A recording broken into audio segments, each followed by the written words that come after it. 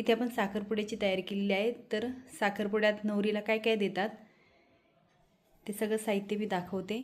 मी आता एक एक सामान दाखवते नवरीसाठी काय काय पाहिजे ते। ही साडी आपण सुपारीसाठी घेतलेली आहे। ह्या साडीवर आपण छान साऊथ लुक करू शकतो। त्यानंतर आपण ही साखरपुड्यासाठी म्हणजे एंगेजमेंटसाठी घेतलेली साडी आहे आणि त्यावरही आरी वर्क केलेले आहे। अगदी सुंदर असं आरी वर्क केलेले आहे, आपण बघू शकता। साडी चंद्रकोर असल्यामुळे आपण इथे अशी 3 चंद्रकोर लावलेले आहे। अतिशय सुंदर असं ब्लाउज झालेलं आहे।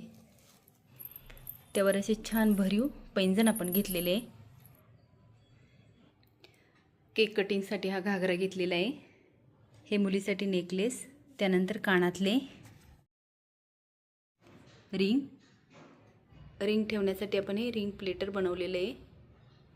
बांगड्या, या बांगड्या आपण पैठणी आणि दुसऱ्या साडीवर अशा दोन्हीवर पण मॅच होतील अशा बांगड्या घेतलेल्या आहे आणि बाकीचे मल्टी कलर कशावर पण आपण यूज करू शकतो। पर्स, हा मेकअप बॉक्स घेतलेला आहे।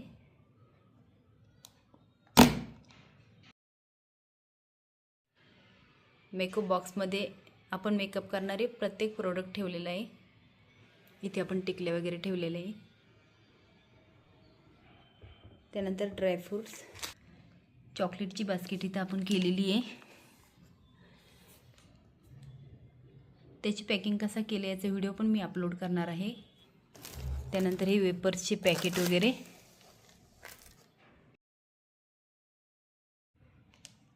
हा साखरपुडा, यामध्ये आपण साखर भरणार आहोत, याला साखरपुडा म्हणतात। इथे मेहंदीचा बॉक्स, फ्रूटसाठी असे बास्केट आणलेले आहे। यासाठी मी 1-1 किलो फळं घेतलेले आहे आणि ओटी भरण्यासाठी हे 5 फळं आणि ही ओटी।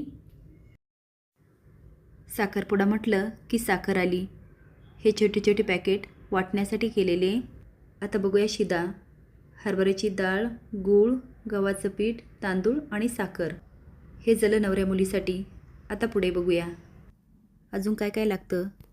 तर ह्यामध्ये आई, आजी, काकूंसाठी साड्या आणि त्याच प्रकारे जेंट्ससाठी ड्रेस।